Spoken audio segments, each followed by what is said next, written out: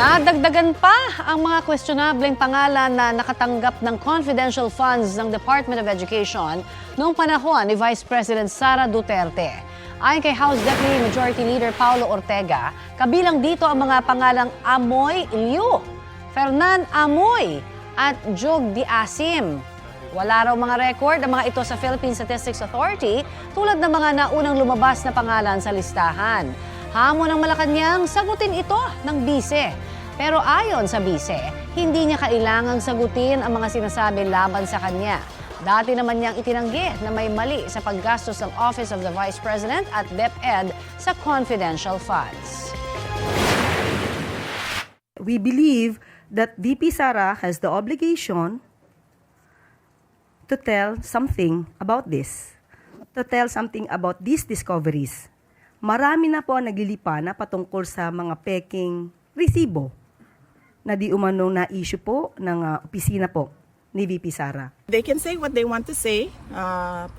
Pwede naman na nila yung sabihin. And then I can say what I want to say. It doesn't have to be na dahil pinupuna ko sila sa ginagawa nila sa ating bayan, ay kailangan ko din sagutin yung sinasabi nila. Tinalakay sa isang bamboo training at seminar sa Antipolo, Rizal ang tamang pagpapalaki ng kawayan at iba't ibang benepisyo nito. Bukod po sa pupwedeng pagkakitaan, makatutulong din ang kawayan para maibsan ang epekto ng climate change. Balitang hatid ni Katrina Son. Wamin bamboo, Machiku, black bamboo. Ilan lang ang mga ito sa bamboo species na ipinakita sa mga lumahok sa 26th Learn and Earn from Bamboo Experts sa Carolina Bamboo Garden sa Sitio Tanzatu, Barangay San Jose, Antipolo City. Ang tawag na sa kanya ngayon ay green gold. Hindi na siya yung poor man's timber. Dahil ang bamboo, it's all over the Philippines. Kung talagang meron kang gustong mangyari sa iyong ginagawang bamboo, mayroong bibili doon. Pinaliwanag sa participants ang kahalagahan ng kawayan at kung paano ito maaaring maging alternatibong pagkakakitaan. Gusto ko pong magtanim po ng bamboo dahil sa climate change po natin ngayon. Laging mainit, sobrang init na upang ma-mitigate ang climate change. Turing ko nga dyan, parang damo lang kasi sa probinsya kung saan-saan lang siya tumutubo. Now I know the important. Napakalaki. Ayon sa isang forester mula sa DENR, malaki ang maitutulong ng pagtatanim ng kawayan, lalo na sa gitna ng nararanasan nating climate change. Napakalaki ng role niya sa carbon dioxide absorption. Magtanim tayo ng maraming kawayan. Bamboo can grow in many areas. Makakatulong na tayo sa kalikasan, makakatulong tayo doon sa pag-mitigate ng climate change. Marami pa tayong pera in the future. Katrina Son nagbabalita para sa GMA Integrated News. Mga mare at pare, may ni-reveal ang actress na si Sunshine Cruz. Sabi ni Sunshine na diagnose siya na may autoimmune disease na nakakaapekto sa kanyang muscle building. Naging roller coaster ang kanyang naramdaman itong mga nakaraang buwan dahil dito.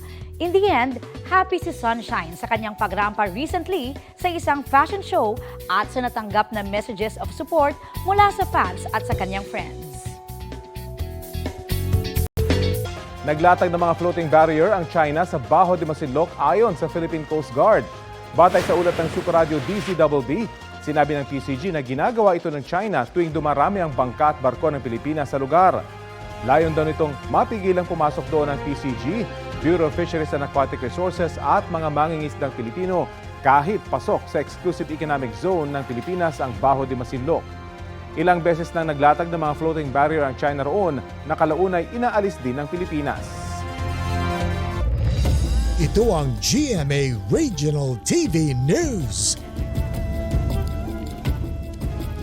Nalunod sa ilog ang isang batang lalaki sa San Jacinto, Pangasinan. Kwento ng atin ang biktimang 10 taong gulang, nagkayayaan ng kanyang kapatid at 3 kaibigan na maligo sa ilog.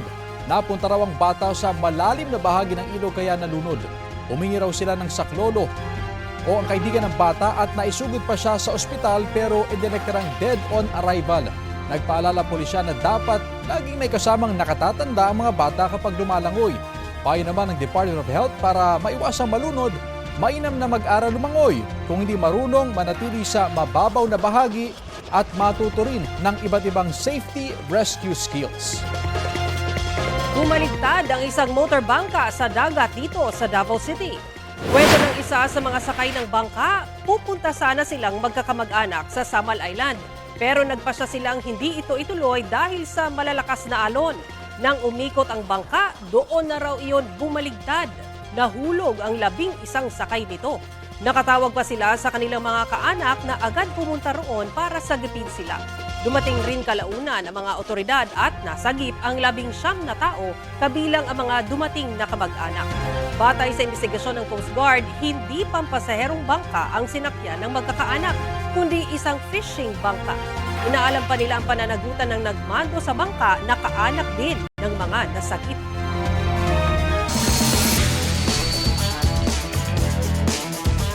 Naibigay na ng Philippine Olympic Committee ang mga bagong bahay sa ilang Pinoy medalists sa nagdaang 2024 Paris Olympics. I-turn over na nitong weekend kay double Olympic gold medalist Carlos Yulo ang kanyang brand new house and lot sa Tagaytay City. Gayon din ang para kay boxing bronze medalist Ira Villegas. Ikalawang bahay naman na ito para sa boksingero at bronze medalist na si Nesty Petesio.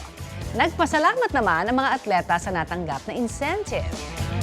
Samantala, abiso po sa mga customer ng Maynilad. Magsasagawa po ng maintenance work sa kanilang PAGCOR pumping station at reservoir mamayang 2 p.m. hanggang 6 a.m. bukas, March 26. Apektado po niyan ang 6 na barangay sa Las Piñas. Gayon din sa 15 barangay sa Noveleta sa Cavite. Sa Rosario, Cavite, 16 na barangay rin ang mawawala ng tubig.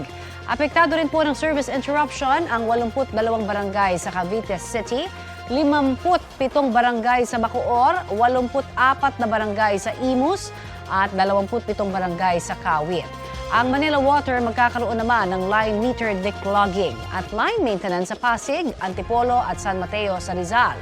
Isasagawa po yan mamayang 10 p.m. hanggang 4 a.m. sa Pasig bukas, March 26 hanggang 5 a.m. naman sa Rizal.